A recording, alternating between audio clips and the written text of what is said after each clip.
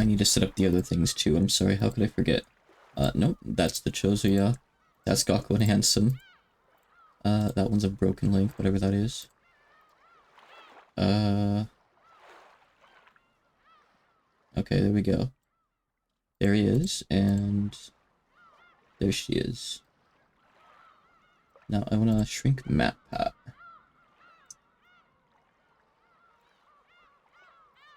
Alright, there we go. Okay, I think now we're all set up, right? Okay, so starting up episode today, 7. Episode today, 7. Start I, will. So. Requiem of the Golden Witch. Good morning. Scheduled for today is the funeral of the Golden Witch and her game. The days of the game are already over, and nothing remains but fond memories. Here, the cold hard truth will be revealed, and death will come to the game. There is a bit of difficulty in this one. This one is a bit different. Episode 7 kind of marks a big turning point for Umineko.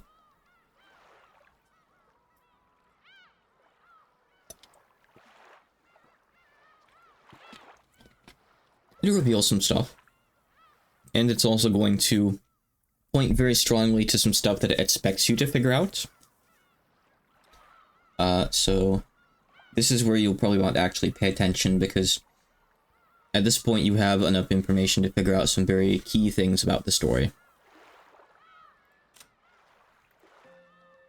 And it's also a turning point in the sense that the characters are going to be a bit different for this one. Episode 7 might not have the same main character you're used to. That's why episode 7's kind of weird. And it might take a little bit to get into it. But it's okay, it also has some of the best music. It has like one really good song. One point at least, that's super memorable. It has a couple of really good scenes. Heisler. Earth to earth, ashes to ashes, dust to dust, illusions to illusions, and dreams to dreams. A dream is something drawn in the sand between the coming and receding waves. Something so fragile that it's white blank every time a wave comes in. What happens if we go here now?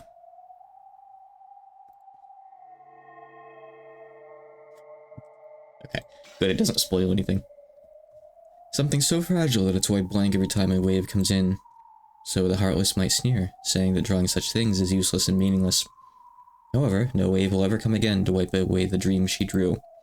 And now, that final, beautiful dream of hers will not disappear for all eternity. Come, try and picture it. It's as though the rays of the gentle afternoon sun on a warm spring day simply forgot to grow dim ever again. It truly is such a wonderful thing. Witness to your final dream. Publius Regilia Maro. The suspects were gathered in the room, and several inquisitive heresy were reporting on the results of their investigation. Their uniforms closely resembled those of Iron Maiden, but they were slightly different. Also different were the badges signifying their department. Then came the sound of someone clapping their hands once. It was the lead female inquisitor. She was announcing that all reasoning had been completed. As has been shown, it is all quite clear. Know that the preceding logic has proven the non-existence of your alibi. At the other end of her pointing finger was a quivering maid with frightened eyes. Her name was? No, that's not important. What matters now is that she could have entered the closed room study where the victim was found whenever she pleased, and furthermore, that her claimed alibi for the time of the crime has been proven to contradict the facts. Shaking, the maid tried to continue in her illogical pleading, but all of her statements had already been seen through. With this, we conclude our proof of the whodunit and the howdunit. Know that your position as the culprit is now an unshakable fact. You must be joking. Why would I kill the master I loved and respected so? I have no motive, no reason. Who did it and how? Know that establishing these is more than sufficient. Please allow me to speak. Know that motives are unnecessary in mysteries. The Inquisitor spoke coldly.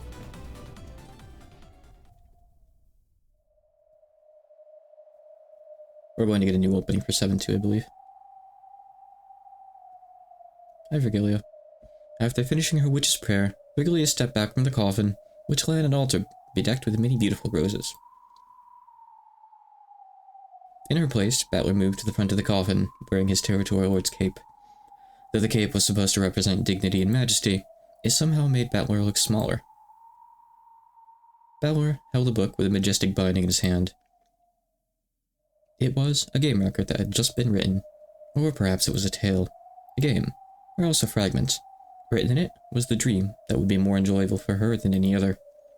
Balor pressed it against his forehead and contemplated for some time. He's got the gray eyes again. Then he kissed it, and laid it gently in the coffin. It rested upon her chest. She looked like a little girl clutching her favorite stuffed animal as she drifted off to sleep. This is the sole tale I have to offer up to you. This tale will be shut up with you in your coffin for all eternity. So, no one will be able to read it except for you, there in your coffin. Shut away in that cat box, the only unchanging, inviolable, eternal tale. This way, no one will be able to defile it.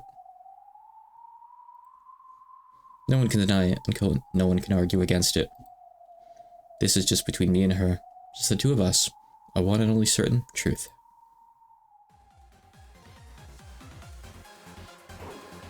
Those bastards. A man dashed through town wrapped in twilight. The daytime hustle and bustle of this beautiful village, which combined the traditional with the orderly in a classic style of the last century, now seemed like a mere dream. The orange setting sun was already hidden behind the clock tower, and the narrow alleyway was rapidly descending into darkness.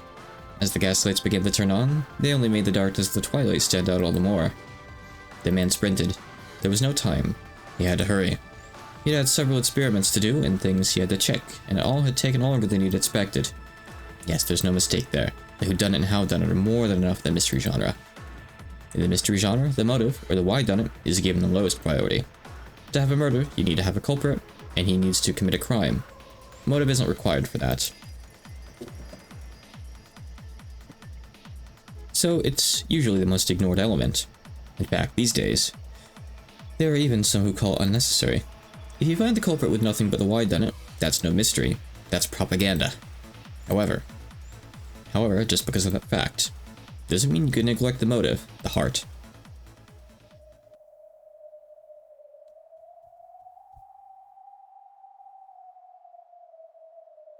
We both know how much fun she'll be having in her final sleep, so I doubt anyone could disturb it. After all, who could possibly disturb a sleeping child smiling in a happy dream? Erica. Come, it is time for us to leave. If we're too noisy, we'll wake her from her dream. You're right. What else should you do with a sleeping kid except put a blanket on them, turn off the lights, and walk away quietly? After looking at the coffin one last time, Virgilia turned around quietly. Bentley did the same, but then he stopped and turned to face the rose-covered altar. Balor offered up his final words within his heart. As long as those words didn't leave his mouth, no one would be able to know what they were. However, those words of the heart caused Balor's expression to change several times. At first, he frowned sadly. Then, his face clouded with remorse, and then changed to a bitter, exasperated smile. It flashed through several varied expressions. Then, the final expression that crossed his face was, surprisingly, a gentle smile. Something rose to Balor's lips. However, he bit it back down. There could certainly be no words to describe the many feelings he kept in his chest. So, saying anything aloud would probably be crude. Balor understood this, and stopped himself from speaking once more with a wry smile. Thank you. Oh, I have done nothing to deserve your gratitude. I'll leave the rest to you. After seeing Virgilia nod back at him, Balor turned away from the altar one more time, and left the chapel. Virgilia also disappeared, and with that, all disturbances that might have interrupted her blissful sleep had vanished. The inquisitive Superiorcy listened with calm, no, scornful gazes. They listened to the frantic babbling of the maid accused of murdering her master. However, nothing she said could bury the fault in her own alibi. They were all mere emotional arguments. I loved and respected the master so much. I had no motive for killing him. No matter how much he spoke, it only made her look more and more like the floundering true culprit struggling pathetically. The requirements for the whodunit and howdunit have been satisfied. As for the whydunit, the motive, the heart, no matter how much she spoke of gratitude for her master, who had graciously given her a job when she'd been left by the wayside after various misfortunes, it didn't help her case in the slightest in the mystery genre. Therefore, her motive didn't matter. All of that could just be squeezed out of the culprit afterwards. An inquisitor of heresy took out a roll of parchment and held it forth, cutting off the maid's sobs and protests. This is how you committed the crime. Note that this indictment has been received by the Great Court, and that your arrest has been approved. Here is the warrant for your arrest. Motive is unnecessary. Know that such a thing is completely extraneous to the matter of pinpointing the culprit. Please, allow me to speak. Know that we of the SSBD possess methods of forcing unrepentant criminals to reveal the truth. With these interrogation tools, blessed by the powers of justice, we inquisitives of heresy will strap up your limbs, burn you, crush you, stretch you, and hang you. And in doing so, wring the red truth out of you. It isn't even necessary for you to confess. Aides, arrest that maid. It wasn't me. I didn't kill the master. No, no. Hold it right there. You've got the wrong culprit. A man kicked the door open, and the inquisitors were all shocked at the sight of him. But why are you here? Know that this case is no longer your responsibility. Quiet. You find one person without an alibi and just assume that she's the culprit. Do you really think there's no need for a motive? For a heart in crime? Crimes are committed by people, though no crime is without a heart. I'll never accept a theory that neglects the heart. Know that your obsession over the why done it is simply embarrassing. The why done it is unnecessary. Such a thing can be extracted easily through interrogation. Even the Great Court has already acknowledged that this woman is the culprit. True, the Great Court does assume that everyone besides the maid has an alibi, but that's just because they heard you say so. They've mistaken your overconfidence and conceit for wisdom. If any one of the other suspects loses their alibi, your evidence so far proves nothing. Just look at how pathetic some of these other alibis are. Did the clock in the reception hall chime midnight at exactly the right time? Did the dog by the back door bark at everyone? So you managed to prove the maid's alibi false. Congratulations. But does it end there? It may have been possible for her to do it, but does she have any motive at all? Are the alibis for the others absolutely perfect? This maid wasn't the only one with a false alibi. You have to keep on searching if you want to find the others. Was there some sort of grudge against the victim, or some money-related problem?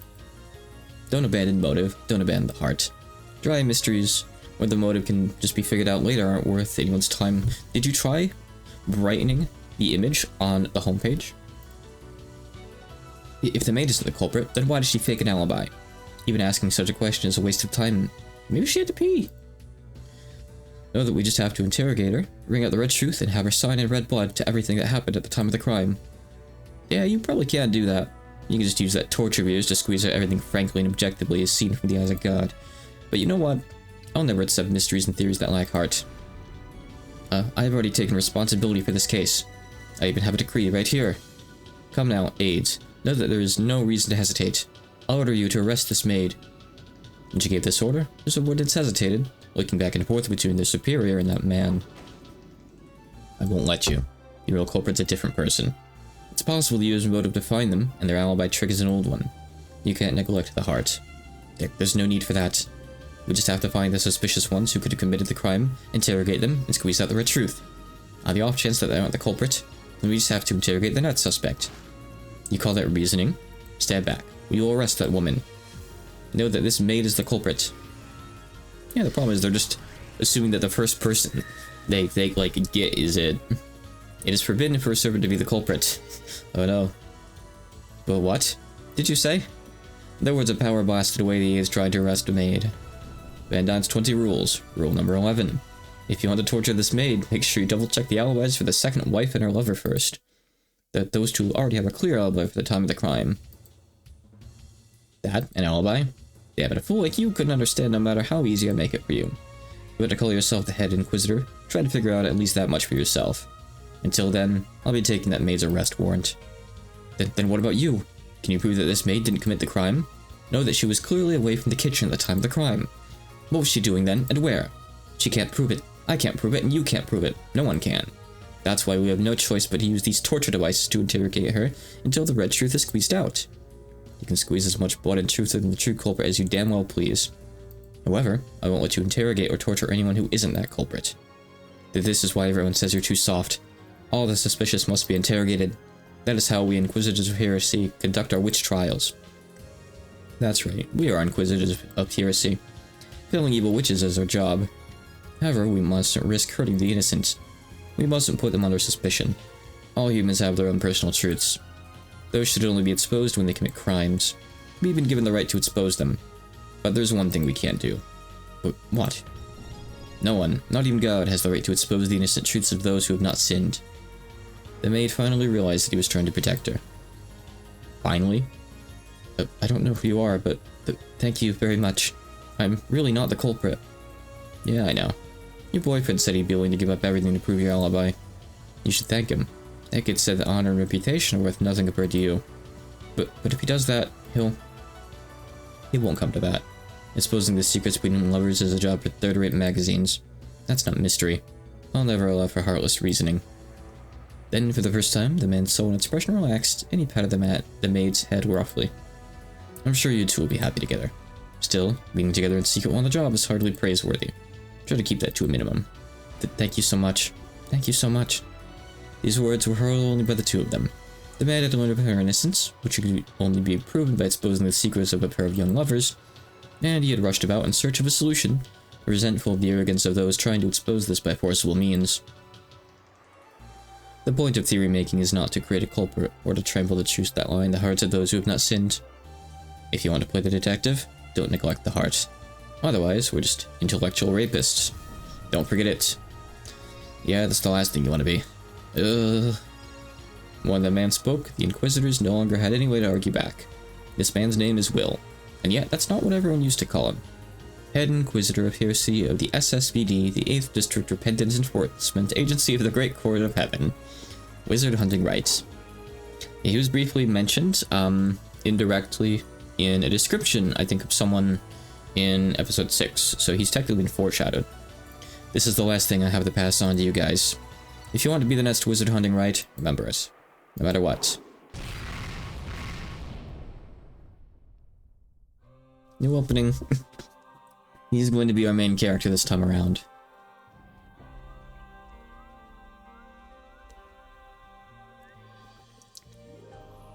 This opening is only used for episode 7, I'm pretty sure.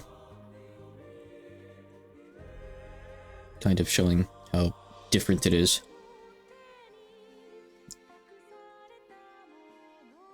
I think episode 8 uses, is it episode opening, or does it use the one from 1 through 4? I know the 1 through 4 opening comes up again. I think it's played at one point. Maybe that's during the ending. Not sure. Who's that? There's another character here.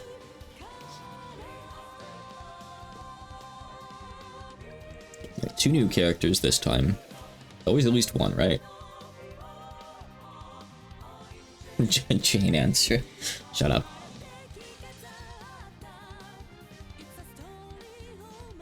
Look, we get all the paintings. I'm just watching close in case there's anyone else. I don't know if they're going to show any other characters for sure. There's one other character who shows up, and I don't know if she's in 7 or 8, I forget. I feel like she's in 7, maybe she'll be here too.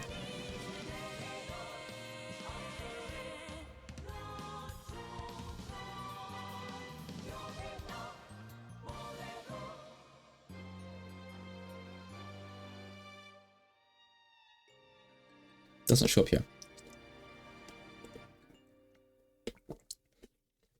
So, I guess like the big mysteries you might want to be thinking about right now. There's a couple things I can think of.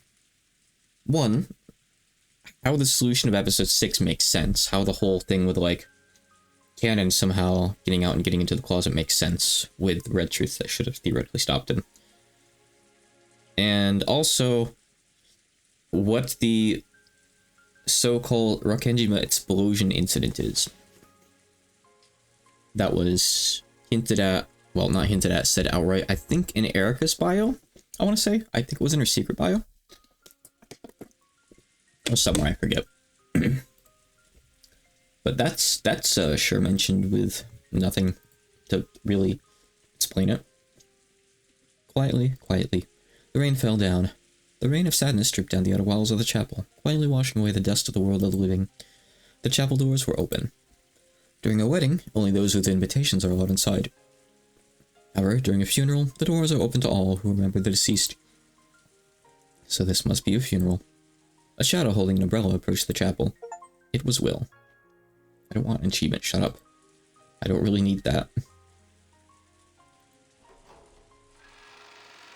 I thought the doors were open, didn't we just establish? maybe not literally open. Yeah, I know, right? A reception desk had been set up at the chapel's entrance. As the shadow approached, Cannon, who had been sitting at his desk, stood up and welcomed him with a bow. This is the reception desk. We are collecting the names of all mourners. If you would sign in here. Sorry, but I'm not a mourner. I'm here to meet with someone. You came to a funeral to meet someone? Okay, I was gonna say there's like no quotes there. A dubious expression rose to Cannon's face. Will pulled an envelope from his pocket and showed him the sender's name. My apologies. Please enter. Thanks. Could I at least have one of those? Thank you very much. I'm sure she will be pleased. Cannon handed him one of a set of golden roses, which were being handed out to all the mourners. Will took it, silently bowed his head, and entered the chapel.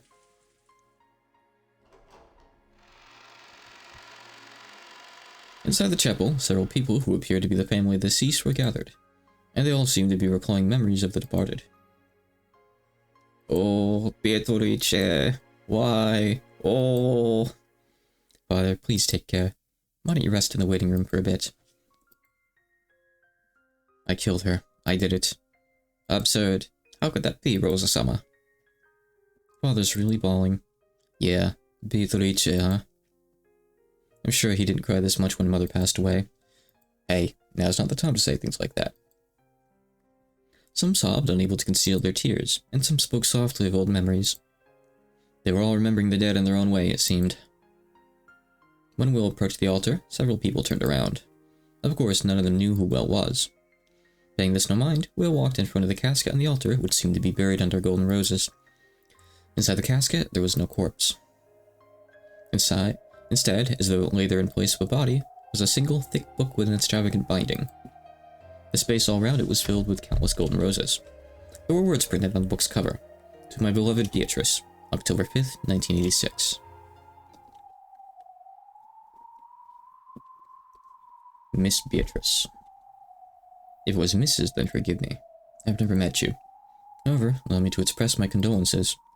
He took the rose he had received from the reception area and placed it on the casket. In the casket. He had absolutely no connection to the woman called Beatrice. However, since he had come to visit a funeral, he had to show this minimum amount of respect for the dead. As part of this, Will prayed for the passage of the dead into the next world.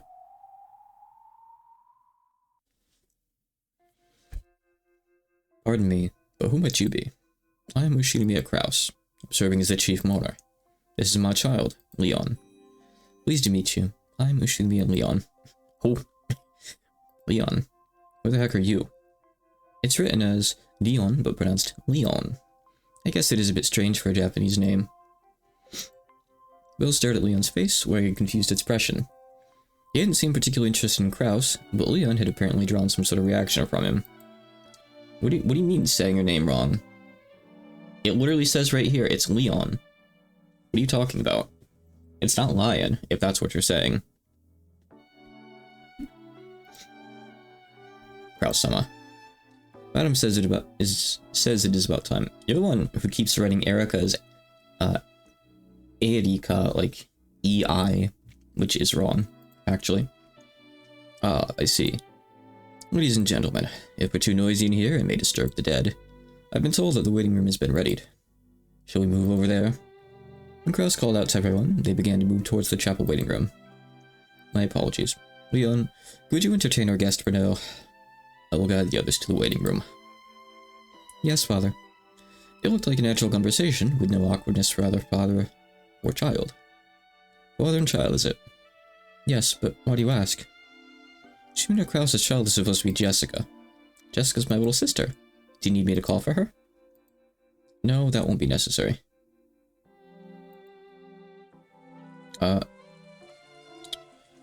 Yeah, but that's still the wrong spelling of Erika.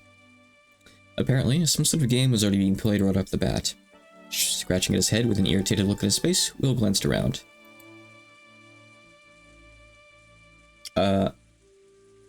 It's actually Erika. Pardon me, but what sort of relation did you have with the deceased? None at all. It's a real pain. Then, why did you come to this funeral? Yeah, it's like that. Erika. Since Leon was a fairly mild person. Emil's behavior was met with nothing more than a blank expression. Well, a normal person would probably have put on a dubious look long before this. Emil scratched his head again and yelled angrily at someone other than Leon. I'm here. Isn't it about time you showed your face? The members of the Ushina family had already pulled across his instructions and moved to the waiting room. By now, no one could be seen in this cold, vast chapel decorated with gold roses, except for Will and Leon. So you've come, Wizard Hunting Right, Inquisitor of Heresy. The girl's voice came suddenly from behind the pair.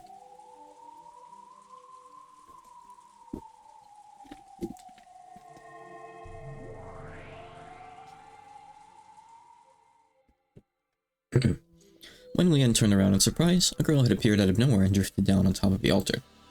She landed softly on the sacred funeral altar as though this was perfectly normal, crushing the golden roses under her shoes. Of course, Leon didn't know this girl. Just why on earth were all these people unrelated to the funeral popping up one after another? I'm already retired. If you have a job you need doing, go ask for the new right. No, you're the one I want to ask. I'm giving this case to you. Did you read the tale I sent you? I skimmed it. I don't know who you are, but please get down from there. That's a sacred altar.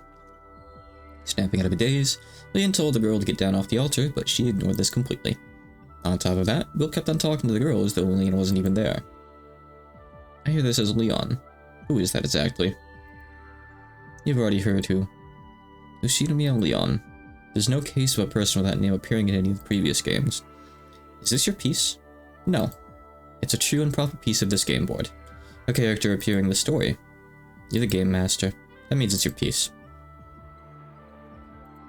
I've just moved from Beato's cat box into a larger cat box. Leon was one of the pieces who has a possibility of appearing inside it. I see. In other words, it's your piece. It's a piece I placed would be the correct way to say it. So you're saying this piece isn't your subordinate, like Erica. Erica? Who's that? Don't you mean Erika? Erica-san? Don't try to understand. You'll just get a headache. Leon didn't have a clue what they were talking about. However, though neither person was familiar, it seemed clear that they both knew a lot about the Ushina family. I don't know what you two are talking about. Anyway, you, girl, please get down off the altar. I asked this as the successor to the Ushina family headship. Even Leon was finally forced to speak in a raised voice to that girl, who continued to chat while casually standing on the altar. However, the girl ignored this completely. On the other hand, Will did show a reaction. The successor is supposed to be Kraus. My father, Kraus, will be the acting head until I turn 20. Then I am to succeed the headship. First I've heard of this.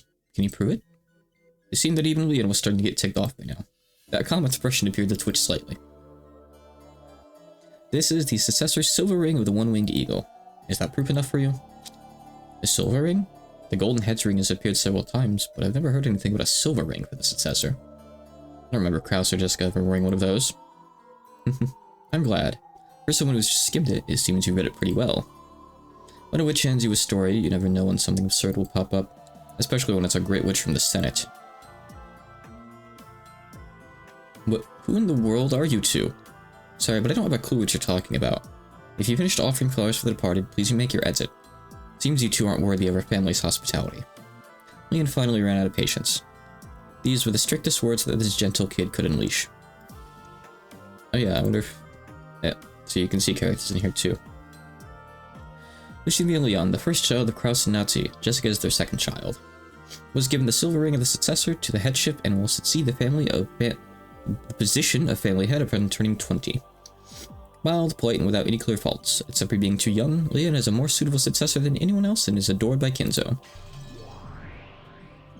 And we got Will here too. Willard H. Wright. A member of the SSVD, the 8th District Repentance Enforcement Agency of the Great Court of Heaven, an Inquisitor of Heresy and a first-class Archbishop. He is commonly known as Right of the 20 Wedges, or Wizard Hunting Right. The 20 Wedges being the 20 rules of Andyne. He was an ace Inquisitor of Heresy in his youth, feared for being both ruthless and merciless in his work. However, at some point, there was a change in his work attitude, and his previous flashy escapades became a thing of the past. His current style is often fickle, alternating between laziness and obsessive bursts of energy regarding mere trifles. By now, everyone has given up trying to understand him. He has already filed his resignation and had it accepted. Only a few days remain before he'll lose the name of right. Bernkastel. The Witch of Miracles and Miko to the Witch of Theater Going. At the 7th game, she conducts Beato's funeral. She was defeated in the previous game, making her the loser. She's proclaimed that she will tear out the guts of Beato's game to satisfy her irritation, and yet... I don't think there's anything in particular in any of these other ones that we haven't already seen. I think it's the same old stuff. Okay. Got it. However, Will and the girls seem to not care at all. I didn't come here because I wanted to. We're wasting time, so let's move onwards. Right. Try and beat this game. As the game master, Bernkastel, I invite you to join in. I refuse. Why? I'm retired now. Reasoning and mysteries aren't my business anymore. How do you intend to spend the rest of your life? Is wizard hunting right going to give up witch hunting? There's still fox hunting and clam hunting to look forward to. I didn't come here to discuss the rest of my life with you. So you came here to refuse. Know that your powers of deduction are truly a sight to behold. Then do as you will. Go wherever you please. That is, assuming you can leave this place. So, what are the terms and payment? In truth, Will had resigned himself from the beginning. You know that he was incapable of refusing an invitation for the great Lady Bernkastel. Who killed Beatrice? That's my game. In payment, I'll forgive you for your insolence and let you leave this chapel. I hear that boredom-hating witches just love being spoken to rudely. That's only for hags who have tired of life after 1,000 years. I'm still plenty young, so I love thinking of horrible fates in which to trap rude men like you. So, who's my enemy? There is none. There's no one to stand in your way. I just want to sit back and watch you make your beautiful checkmate in this game. I've even found you an ally. That's what this Leon is for. Eh? After hearing that name spoken about in the blue, Leon frowned once more. Apparently they were moving things along without Leon's knowledge or understanding, which the latter seemed to find truly irritating. Leon is a member of the Ushimina family, and should prove to be a useful ally, seeing as no one in the family knows you. I'm not sure what this is all about, but I can hardly be of assistance until I know what's going on here. There, see? With help like this, it'd be a piece of cake. Entertain me, and my master, wizard hunting right. I may be a polite theater-goer, but I might throw popcorn at you if I get bored, okay? Will scratched at his head with a displeased look at his face. He wasn't at all interested in getting involved, but by now he realized that he couldn't disobey Bernkastel's orders. Then he approached the casket and pointed out its rose-filled insides. He asked me to solve the case of Beatrice's murder, but Bandine's 20 rules, rule number 7, it is forbidden to have a crime without a corpse. That's a devil's proof. Maybe it just isn't inside the casket. Unless you can prove that no corpse exists, this is mystery. Rule number 1, it is forbidden to have a crime without all clues presented. Don't worry, everything is gathered here. Though there was no change to Will's unsatisfied expression, he seemed to have understood the general pattern of this place. The simple fact that a mere Inquisitor of Heresy had been summoned by an uninhibited, fickle, cruel Great Witch of the Senate meant that he'd be treated as no more than a mere underling. All along, he had possessed no way to refuse her. So, who killed the owner of this empty coffin? I'll answer that question. However, you'll let me do things my way. As you like.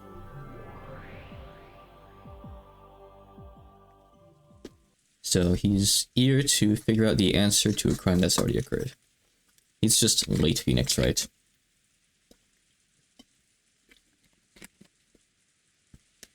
First off, I need to make you understand the current situation. Yes, that would be extremely helpful at the moment. Leon's expression seemed nonplussed. I've never seen that word. Nonplussed, angry, and confused all at the same time. You can even call her minus. Over here. It'll be faster to see it for yourself. Wonderful. Please, lead the way.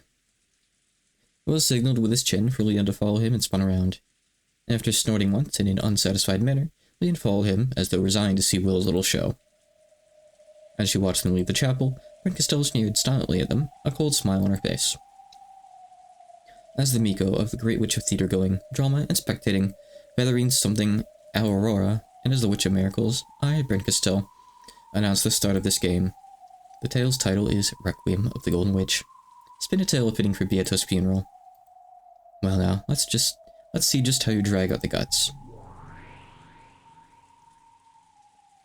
Seems like Bernkastel wasn't satisfied with episode 6, essentially. She watched until the pair had left the chapel.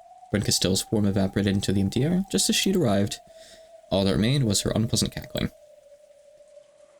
Basically, she doesn't really know why she lost. She doesn't understand. So she hired someone to figure it out for her. Outside, it was still raining. When Cannon saw the guest and the successor approaching the reception desk, he bowed deeply. Good work. You can take a break now, so would you mind leaving? It's Cannon. Yes, as you wish. Cannon bowed deeply, then disappeared. Don't you remember the names of all your servants? Our family has many young servants coming in and out, and they're usually replaced quite frequently. Well now, what are you trying to explain to me? Who are you, and what business do you have with this family? Of course, there's no need to convince me. Feel free to head on home if you want. There is no going home. Not for me. Not for anyone. Could you please give that a rest? Stop speaking confusing riddles like that all the time. Even I have limits to my patience. If you don't want me to see you off, should I call Genji or Goda? I'll remember them. Don't freak out. Look at this. Yes, I can see that. It's one of the memorial roses. Are you going to show me some kind of magic trick? Will took one of the flower offerings, and showed it to Leon as though pointing out that there were no mechanisms or tricks. Then he slowly lifted it upwards. Watch. Yes, I'm watching. Is a dove going to fly out of it, or is it going to be flags and fireworks? Eh? Will threw the rose. Anyone would have expected it to fly an arc and land in some puddle. It didn't, which was why Leon had been struck dumb. The rose thrown by Will certainly had flown in an arc. It should have sped on rapidly through the air. However, as soon as it passed out from the shade of the eaves and was about to reach the rain, it stopped right in midair, as though the air surrounding it had turned into syrup. That wasn't all. As it hung in midair, the rose's beautiful golden petals began to darken, one after another, and it became a black husk like burnt charcoal. And even after this happened, it remained suspended there in the air. What sort of trick is this? Ah! Don't move. I need to move closer to try and touch the remains of the rose which still hung in the air. Will had roughly blocked the way with his arm. It was as though he was telling Leon that leaving this place meant certain death. This chapel has been cut off from the fragment. We're currently locked in a concentrated loop of time. What do you mean by that? Explaining's a pain, so I'll just give you the short version. Basically, unless we play along with that witch's game, no one can leave this place. What? The funeral's already over. I'm sure some people want to return to the mansion at the guest house. We can't be locked up in here. If you've got a bone to pick, that witch is the one you're looking for. Being stuck in a place like this isn't any more pleasant for me. That girl's your friend, right? Make her stop all this weirdness. She's probably sitting in a spectator's seat with a bucket of popcorn about now. She won't come if we just call her. What on earth is going on? That short sentence describes all of Leon's feelings at the moment. However, Leon had seen the rose wither in an instant in the rainy darkness. Leon tried doing the same thing with another rose, but the effect was exactly the same. No one would want to use their own body to test this fearsome something that could make roses crumble instantly. There's only one way for us to be released from here. We have to play along with Bern Castell's game. You mean the one about who killed Beatrice? That's what she's telling us to investigate. If you could fill me in, this'll go more quickly. That fickle witch will be completely satisfied. You'll be able to get rid of the two of us, and I have a date with Diana when I get back. If I keep her waiting too long, she'll start tearing up the sofa again. Who killed Beatrice, you say? That's hardly something you should go barging into a funeral and asking the family about. Questioning the family is one of the basics of the mystery genre. Just give up and accept it. I do know that Beatrice is the mistress of Kinslow the family had. You really are a strange person. How do you know so much about this family? Are you sure you have no connections with us? Will knew this much about the Ushimina family because Bern Castell had shown him all the fragments so far. Of course, he had no sort of connection with the Ushimina family himself. The very plane of his existence was on a different level. However, Beatrice died a long time ago. According to Genji, she passed away before the mansion was completed, but the reason for her death is unclear. To be honest, this is the first I've heard about her being killed. Tell me about it. My name is Ushimiya Leon. Willard. Call me Will. For the first time, Will introduced himself. Their mutual introduction was finally complete, and Leon was finally able to talk with him on an even footing. However, Leon took a deep breath and looked up at the sky, wearing a vague smile. Will-san, call me Will. I'll call you Leon. Will. To be honest, even I don't know much about this person called Beatrice. I see. I guess it's called a game for a reason. If only Leon could have told him everything, revealing the truth without any effort from Will. Apparently, things won't be so easy after all. Bryn Castell probably could have done that much herself if she really wanted.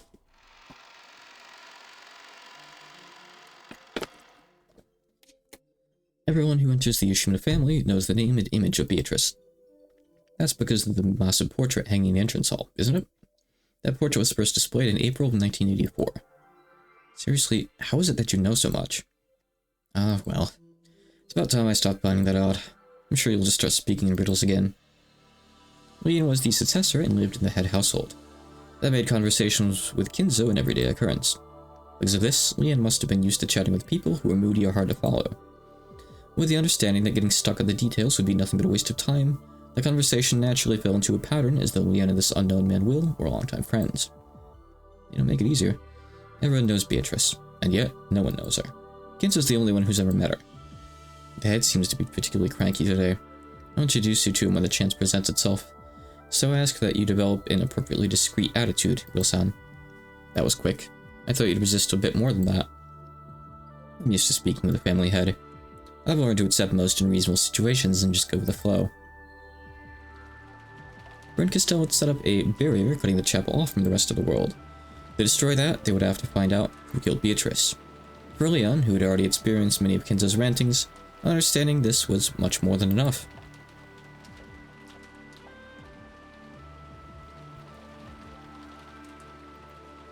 So a very different setup this time around.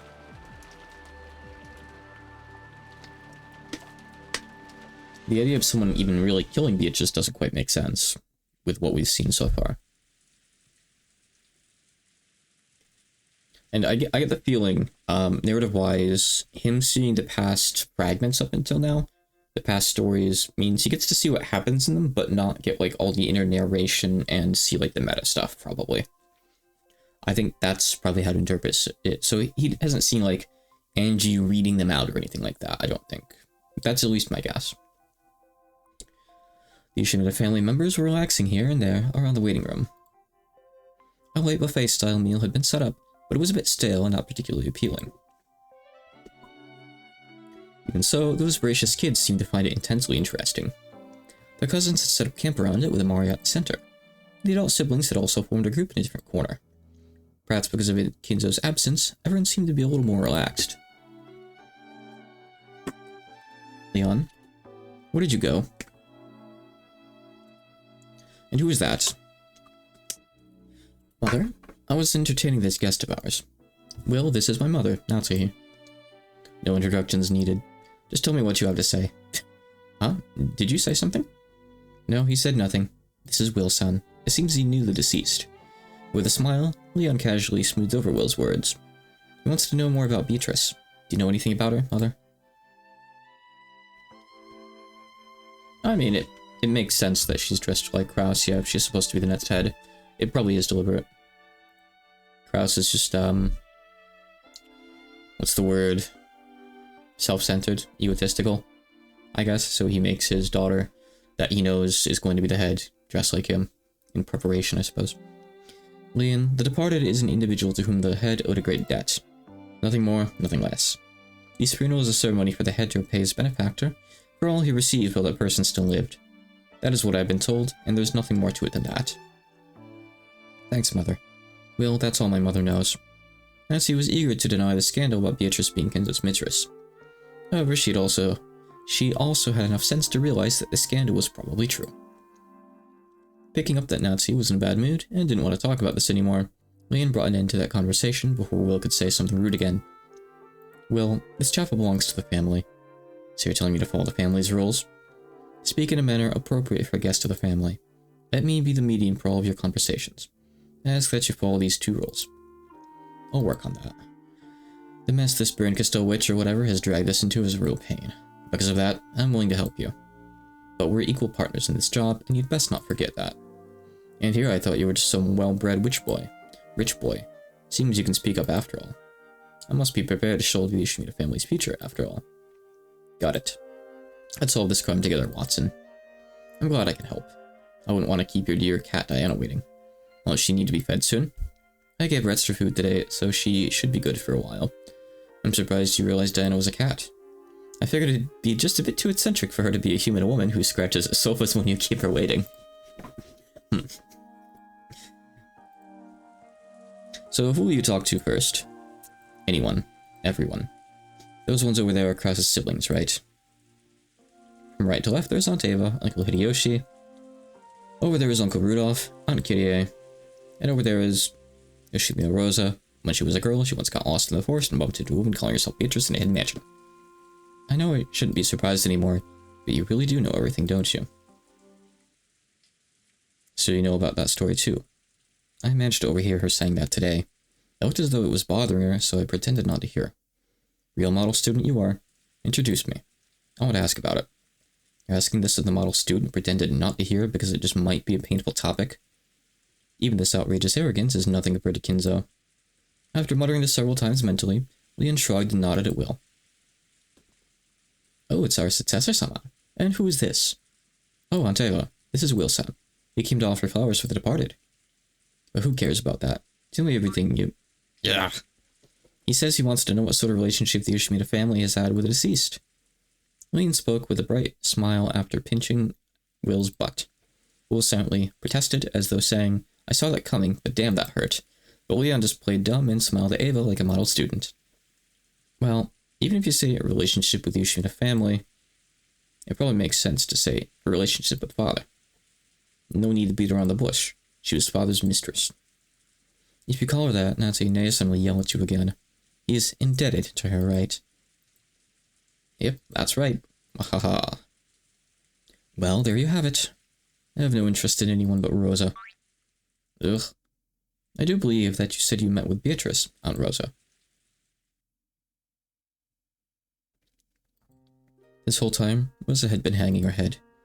Leon's words made her shoulders quiver. Reminder that in episode 3, Rosa admitted to meeting Beatrice a long time ago as a child and bringing her outside of her, place at Quidorian, outside of the fence, and Beatrice fell off a cliff and died. Now, what Beatrice this is, how this makes any sense, hasn't really been made clear in the story so far. But it was factually stated in red that this happened, I believe. She just suddenly came out with it today. It's a bit hard to believe. It's the truth. I killed Beatrice. Perfect, our work here is finished. Don't get ahead of yourself. I'm ready to submit my answer. Rosa broke down crying and laid her head on the table. Kiria and Hideyoshi tried to console her. Orakanjima is covered by a dense forest. We only know about one tiny portion of it. Just the mansion, the rose garden, and the little path that leads to the arbor. The beach. You get a beach. And I guess stuff like a chapel is a separate building too, technically. For years, there's been stories about how Dad built a hidden mansion somewhere in the vast forest that no one knew about, and that he had a mistress living there. Rosa-san probably stumbled on the hidden mansion by chance. However, what does this have to do with Aunt Rosa killing Beatrice? If I hadn't taken her out with me, she never would have died. She was so innocent like a chick. I took her out and she just followed along obediently. She stayed right behind me, trusting me completely. And because I made her take such a dangerous path. Did you make her walk that way because you were hoping she'd slip and fall from the cliff? I never meant to do that. I just thought she'd like to see the ocean. No, it just looked like the path would be hard to walk, and I thought it would be easier going if we went down the cliff first. That's not what it means to kill someone. It was an accident. An accident she would have never had if I hadn't brought her with me, right? It's my fault. And then I abandoned her when she was covered in blood and ran home. It isn't your fault. Beatrice had never seen the ocean before. You showed her that for the first time ever. She was probably so excited that she just happened to take a bad step. How can you know that? Beatrice might thank you for what you did, but she would never hate you. Really? Is that really true? She's the one who begged to see the world outside the fence, right? It was only for a short while you made that dream of hers come true. If I were Beatrice, I'd thank you for that short bit of time. If she knew that you'd been suffering all this time for it, she'd probably feel sorry for you. Beatrice is grateful for what you did. You're the one who taught her that the sea is blue. Is that true? I guarantee it. Will made that statement openly and boldly. It wasn't clear how Rosa took those words. However, it had apparently been enough to remind Rosa to take a handkerchief out of her pocket and wipe her eyes with it. Thank you. Those are the words Beatrice is whispering to you even now. Thank you. Rosa wiped her eyes with a handkerchief one more time and hung her head. It no longer looked like a fit of sobbing, but more as though she was speaking with the Beatrice of that day within her heart. One last time. Was just showing up and resolving generations of family trauma. You really have no problem making claims you could never back up, don't you? Back up? Is that really necessary to comfort a woman? Seems I underestimated you. How many years did it torment Rosa? Now, finally, she would probably be able to face that innocently smiling Beatrice who had seen the ocean for the first time in her life. She was the only one who could forgive Rosa. Now the two of them could finally speak together. I don't know who you are, but thank you. I wonder if she'll forgive me. You've worried about it for nearly 20 years. That's far too long. She'd tell you that you've suffered more than enough already. That's right, Aunt Rosa. The sadder you are, the sadder Beatrice would be. You too. Thank you. I don't know if I'll be forgiven, but I'll keep on speaking to my heart to see whether she'll forgive me or not. Thanks, you too. Sorry for showing you such an embarrassing side of me. I'm sorry to say this right after saying something so pretty, but I want you to talk to me. Tell me what happened back then. Will-san. Thanks, but it's fine. I'll talk. Hiding this and keeping quiet about it for so long might have been my greatest sin. Just noticed that it almost looked like an arrow, but no, she just really has like this arm like really flat. It's like a straight line pretty much, but it's just how the portrait is, I guess. It's funny.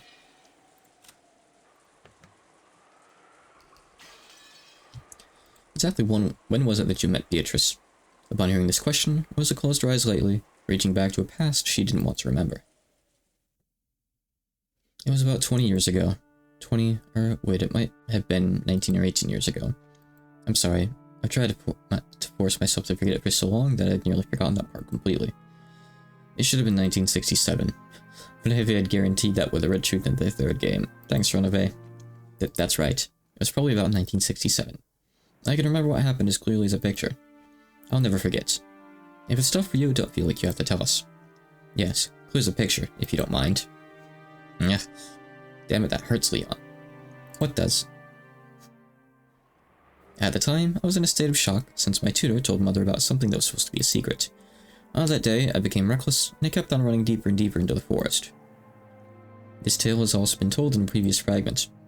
Back when Rosa was just a kid, she went deep into the forest, found a hidden mansion, and met with a mysterious woman who called herself Beatrice. But that forest is so thick, even pushing your way through a bit of it is hard, right? I even surprised myself, to think that I made it so far into such a dense forest. I was tormented by twigs and sharp leaves over and over again. However, that wasn't enough to bother me on that day. After all, I wanted to disappear into the forest and vanish forever. If by some chance there really was a witch's mansion in the depths of the forest, I hoped that she might take me to some paradise. Or else turn me into a frog and make me resident of the forest. So, you then reached the hidden mansion, Quadodium, and met a woman who called herself Beatrice. Yes, I met her. Was that Beatrice the same as the one in the portrait? Yes, they were the same person. Beautiful blue eyes, golden hair, a black dress. It truly was the person in the portrait. When Father first had it hung, I realized that the 20 years I'd spent trying to forget must have seemed just as long to Father, if not even longer, and he became even more fearful of my sin. Stop there. Are we sure that this is the same Beatrice that Rosa-san met? Immediately curious about the question that Will had been thinking of. It would be too rash to assume that the Beatrice Kinzo met and the one Rosa met were the same person. The time and generation didn't match up. Beatrice is supposed to be that lady of leisure who lent Dad all that gold shortly after the war, right? By using Beatrice's gold as a foundation, Father revived the Ushina family and got super rich. Then he bought Rakenjima and moved over. Rosa-san meeting her must have been at least 10 years after that. A woman who could do as she pleased with 10 tons of gold could hardly be some little girl, and 10 more years passed before she met Rosa. Rosa. About how old did the Beatrice you met look? She looked older than I was at the time, but even so, as though she might just be reaching adulthood. Yes, just the sort of age of the Beatrice in the portrait. Did she look middle-aged or past her prime? If I had to call her an adult or a child, she was clearly closer to being a child. There's no way she was middle-aged. Isn't that strange? We have the Beatrice you met and the Beatrice who gave Father the gold, but their ages don't match. In other words, they're different people. Different people who look very similar and have the same name? It might have been her daughter. A kid would obviously end up looking like your mother. His mistress's daughter. It is possible. Perhaps Father had an illegitimate child with the Beatrice who gave him the gold. And then Rosa bumped into Beatrice the second. That way, the ages fit just fine. I see. In other words, there are two people who can be called Beatrice. Oh, there's a lot more than that. Ginzo secretly raised his mistress's child in a hidden mansion. It made sense. Everyone nodded, agreeing. However, Will's expression was slightly unsatisfied, and he scratched at his head. So, it would seem that this funeral exists for the two Beatrices he couldn't mourn, because they were kept secret. Rosa, I know you probably don't want to remember, but tell me about that accident. After Beatrice fell, was she still breathing? No. Her eyes were open wide. She fell upside down, head first, and knocked her head against a sharp crag on the rocky beach. And she fell from such a height. Her skull had split and caved inwards. That beautiful golden hair was stained red with blood almost instantly. Was it the sort of wound that clearly showed that she was dead? Yes. I saw the insides of her cracked head, and it caved in deep enough to fit your fist inside it. No one could be naive enough to see that and still hope that she was alive. Well, do you really need to ask anything more? That's enough for the time of the accident. What did you do afterwards? I dashed away at full speed. I can't say I was thinking about calling for help. I wanted to escape from that place as fast as I could. Half crazed, sobbing, and out of breath, I kept on running about at random. Eventually, it came across a familiar lion statue. Oh, the one in front of the chapel. No, the one behind it. Anyway, I made it back to the mansion. I couldn't tell anyone, and I didn't want to. I stayed quiet until nightfall. It was so horrible of me. If I had hurried and told someone, they might have brought her a first aid kit and she might have been saved. We just established. How was a first aid kit going to help with a crushed cranium? You didn't kill her. Don't worry about that anymore. Then, what did you do next? That night, I turned over in my bed so many times. I couldn't sleep. Late that night, I quietly called Genji-san on the phone and told him. What did he say? He told me to let him handle everything and to speak of this to no one. I spent the next several days terrified that Father would call for me and scold me brutally. But he didn't. Genji-san kept on doing his job quietly, just like normal. Father stayed locked up in his study, not knowing any of it. At the very least, none of us ever heard about it. Genji-san probably managed to clean everything up nicely. After all, they couldn't let... That's Kiria talking. After all, they couldn't let knowledge of that child go public. Even if she was an illegitimate child, she was still his daughter by blood. It must have been tough for Father, not being able to hold a real funeral for her. I suppose that's why we're having this funeral. And then? That's all I know. And that's all I know too. I'm not hiding anything else. I've told you everything. I swear it. Will scratched at his head, letting his gaze wander. It had taken Rose a lot of determination to make this confession, but it was nothing particularly special for Will. It had apparently been a little more than a review of information he already knew. It's good to have that, though. It's been a while. Been four full episodes. After all. Thanks, Aunt Rosa. Is that enough for you, Will? Are you satisfied? That's enough. It was a nice review. To Will, Rose's memories gave only information that was already known. This was the first time he'd heard all that about her running back to the mansion after Beatrice fell to her death, but none of it was particularly surprising.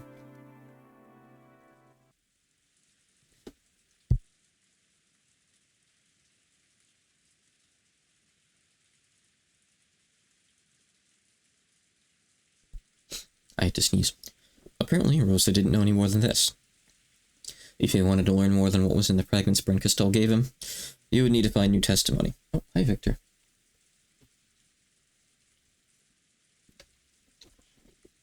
I heard recently that someone was tracking like a VTuber's sneezes or something, and she hit 500 on stream. I guess they had like a big Google sheet of like their sneezes, which games they sneezed in, and like probability of her sneezing given a certain game or genre or something silly like that. Some people are crazy. They really like go far for people. VTubers especially, I guess. There's a weird fandom some of these people have, I gotta say. Leon, tell Kinzo that I want to talk to him. Oh boy. It looks like we won't get anywhere without asking the man himself. Where are you going? I'll have to cool my head and organize my thoughts. Don't follow. Well then, pardon me. Please take your time. After giving an elegant bow, Leon made a face, tongue sticking out. Unless Will had eyes in the back of his head, he couldn't have seen this last bit. Good boy. Will returned to the chapel by himself. The cold air and the monotonous sound of the rain were comforting. So how's the game going? And he had come here for a little peace and quiet. As soon as he let out a sigh of relief, that voice rang out. That's my line. It was as though she had been sitting there all along. Brinka still appeared on top of the altar once more. Beatrice's altar must have been extremely comfortable. Valor annoyed me over and over with his incompetence. You're quite competent compared to him, so it's much more relaxing to watch you work. Unlike Ushimino Balor's games, I have nothing standing in my way. It's easy. That sort of game has already ended. Tales can be enjoyed twice. First you love them, then you tear out their guts. Yeah, it's like, I finished Animal World recently. I explored what I wanted to of the secrets, so then I watched YouTube videos on the other stuff. So I'm a butcher now. So, do you think you figured out who killed Beatrice? Rosa's confession is something I already knew from a previous fragment. There's no brand new information. We're still at score 1. Unless Ushimino Kinzo tells us what really happened, we won't get any further than this. Don't tell me that arguing with Kinzo and persuading him to spill the beans is supposed to be part of this game. That'd be fatally boring. Kinzo refuses to speak of the truth and is himself the king protected by his castle, but it wouldn't be any fun to have that stand in the way of your game. I won't torture. It's not my style. I know. As the game master, I will grant you power, so that you can get the truth from Kinzo, of course. Still wearing shoes, Brinka still stepped into the casket, picked up one of the flowers that had been set as offerings, and blew hard as though scattering fluff from a dandelion. Then a single petal broke off and drifted down towards Will, no longer gold, but with the shine of a transparent crystal. The detective's authority? What, that pathetic ability? No. This is an invitation to the grandstands. Theater-going authority? That's supposed to be forbidden without authorization from the Senate. I'm the one giving it, on my game board. Who's going to stop me? Though the crystal flower petal danced in the wind, it wouldn't fly away until Will accepted it. He remembered how useless it was to argue with witches and snatched it up. Could have put my nose, actually, hold on.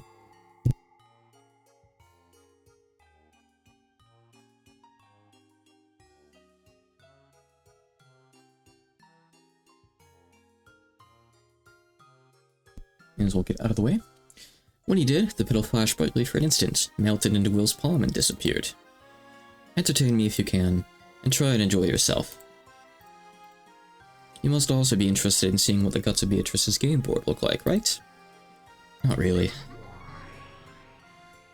After Will's rude answer, Brinka still vanished into thin air, leaving behind an obnoxious laugh. Tch. Oh, hi. I wasn't making tisk sounds at you, but sure. After clicking his tongue, Will turned around unhappily. When he did, it felt as though his gaze had crossed that shadow standing right in front of him, near the door that led outside. Who is it? But pardon me. I heard a voice, so I wondered who it was. Shannon. So you're running the reception desk this time? Yes. I've been taking it in turns with Kennen-kun to run the reception desk. And Kennen? A short while ago, he was ordered by, Leon-sama to take a break, so he's resting now. So you don't know Leon either? Huh? No, that's not. Ushimino Leon is the successor, the one who wears the silver ring. Why are you stumbling over that name when you worked here for 10 years? That's... Don't worry. I don't recognize Leon either. Kras is supposed to be the successor. Jessica is supposed to be his only child. There hasn't been a single fragment with anyone named Leon in the Ushimino family. When she realized that Will didn't recognize Leon either, Shannon relaxed. Apparently, she was a bit relieved to find out that she wasn't going crazy by herself. However, her expression quickly grew uncertain once more. Where is this place? I think it's the Ushimino family chapel. However, something feels different about it. Also, I never knew that someone named Leon-sama existed. And yet Madam, Kraus-sama, the master, my lady, and all the relatives all talk as though it's perfectly natural. I just don't understand what's happening. Leon is a piece placed by Bern Castell. She also said that, in order to place that piece, she switched over to a larger cat box. On top of that, it seems this world isn't a proper world, but one made out of several different fragments sewn together. It's as though this is a special stage set up specifically for this game. I'm sure she's nodding at my thoughts right now, laughing and chomping down popcorn. How long have you worked here in this world? 10 years. I see. So it really is a special stage. After all, right when I entered the chapel, I spotted Kinzo. Since Shannon has been working here for 10 years, this world takes place in 1986, the stage of Beato's game. In that case, Kinzo shouldn't exist. However, he definitely was here a few minutes ago. Still alive. Bern Castell promised that all the information needed for reasoning was gathered here. She must have really packed it together to fit everything in. I see, so it really is a special stage. You've served the Ushimita family for many years, so just how much do you know about Beatrice? I know the master loved her deeply, but other than that, is that all? And, they say she's the master of Rokenjima's knight? That's right. The name of the ghost room to wander the mansion night after night is also Beatrice. We're all Beatrice down here. That brings the number of Beatrices to 3. The first is the Beatrice from more than 30 years ago, who's said to have given Kinzo the gold. The second is the Beatrice from 20 years ago, who met Rosa.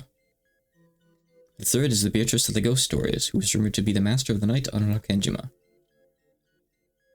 Fudo Erika's reasoning was probably correct. It started out as a legend of evil spirits on Rokenjima.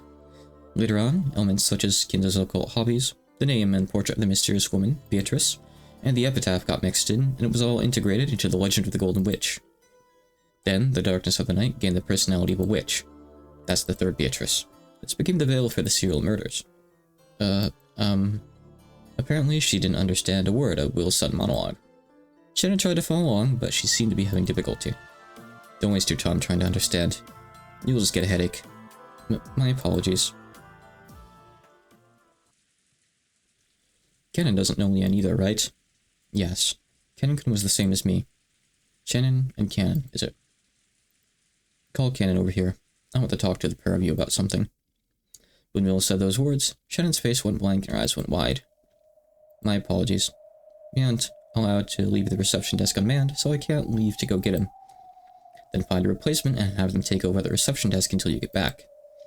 You, me, and Kennen. We, the 3 people who don't know Leon, need to talk. We've been told that 1 person is enough to run the reception desk. But no one told you there was anything wrong with 2 people manning it, right? We're low on helpers today, so we were told that having 2 people at the reception desk would be unnecessary. Who gave you that order? Kinzo? Kraus? Or was it Leon? I will check with him. It was the one who orders me. I cannot disobey orders. Who is this person? I'll negotiate with them. You cannot negotiate. It is the one who orders us. Call Kennen over here. I hate theater going just as much as I hate torture. Slowly, Bill pulled his right hand out of his pocket. When he slowly opened his fist, a small, bright glow emanated from it. The flower petal given to him by Bern Castell had become a glowing, sparkling mark on his hand.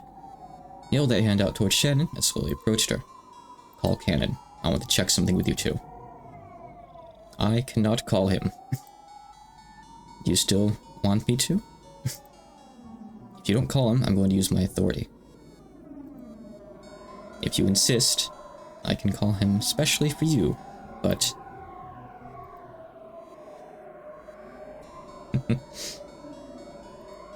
There was some kind of incomprehensible tension between the two. Will stood there, his left hand still in his pocket and his right palm glowing and stretched out towards her. Jenna just stood there, her hands still folded politely in front of her, her posture beautiful. And yet, it felt oddly as though windswept drops of rain were sparking and crackling in midair. I will go call Kennen-kun. Are you absolutely certain?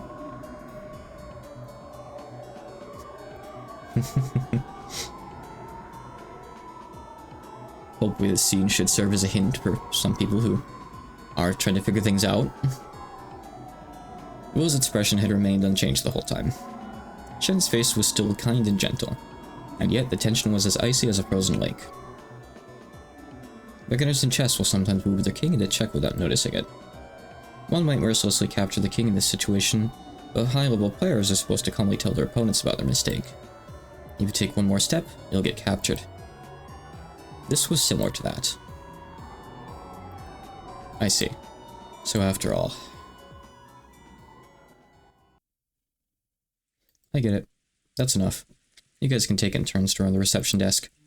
Slowly, Will lowered his hand. Thank you for understanding. The glow slowly vanished from Will's palm. That completely incomprehensible tension melted away like a sugar cube in water. However, nothing had changed since the beginning. Mill's expression and Shannon's expression were the same as they had always been. Oh, are you leaving? Footsteps approached them. It was Leon. Just having a casual conversation. I wanted to ask her something. What could that be? Did you find what you were looking for? Yeah. I'm honored to have been of service. That's a shame. If you're looking for an umbrella, I could have gotten you one right away. Did you convince Kinzo? I told him that a rare guest wanted to greet him. He says he'll meet you with you. Did you tell him that I wanted to ask about Beatrice? Isn't that your job? With a slightly mischievous look, Leon turned away. Mo scratched his head and shrugged, looking annoyed. Well, guess I'll get a chance to try this out at least. He'll open his right hand and showed it to Leon. It was just a hand, without anything remotely remarkable about it. Leon tilted to the side in bafflement at the strange gesture. Good work. Wait, your name was... It's Shannon.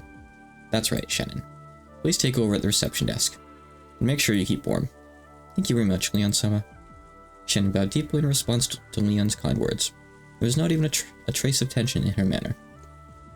So it's weird that not only do Shannon and Cannon apparently not recognize Leon, but Leon seems to keep on forgetting their names, or at least Shannon's. I don't know if Cannon's come up in conversation with her yet as well. So it goes both ways for whatever reason. Let's go, Will. You don't want to miss this chance. The head's mood changes quicker than the autumn sky. Good luck. Here we go. Now, of course, she says it's because they have a lot of servants that rotate in and out and all that, but she doesn't seem to have any trouble remembering Goda. And Goda's new, relatively speaking.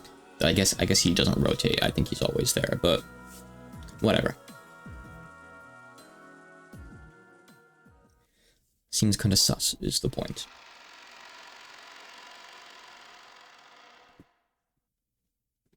Alright, this is probably a good point to wrap up, because I think this next scene is quite long, and I'm hungry and I want to go have breakfast. Yeah, Goda's been there for a couple years straight, I think, at this point, pretty much. Okay, so a bit of a short Umineko stream. Sorry, it's because I did HSA first and all that. But I want to go have some food. Let's see here.